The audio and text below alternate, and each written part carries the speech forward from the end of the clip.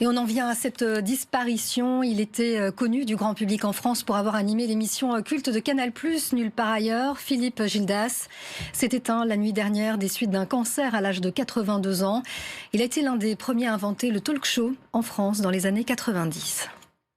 Peut-on faire carrière quand on est petit, breton avec des grandes oreilles, questionnait Philippe Gildas dans son autobiographie. Un clin d'œil à son parcours dont il connaissait bien la valeur.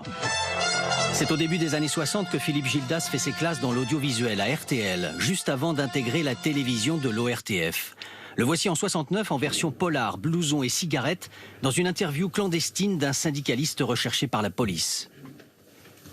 Gérard Nicou, vous avez décidé de vous rendre jeudi en cour d'appel au tribunal de Grenoble pour vous présenter devant les juges. À la fin des années 60, il présente le journal télévisé.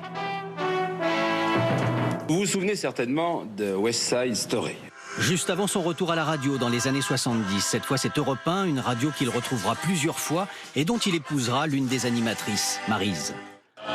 À la télévision, il passe de l'information au divertissement avec une émission alliant sport et connaissance, la tête et les jambes. Un changement de cap dont il s'expliquera quelques années plus tard. Bonsoir.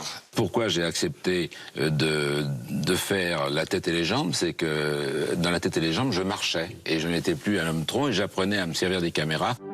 Énigme et aventure, le voici au début des années 80, premier présentateur de la chasse au trésor. Bonifacio, c'est là-bas que se trouve Philippe de Dieuleveux, à la tête de son équipe, avec son hélicoptère. Les studios, nous sommes prêts à démarrer, 45 minutes pour trouver le trésor, à vous. Journaliste dans l'âme, il retrouve l'interview politique à l'occasion de la présidentielle de 1981.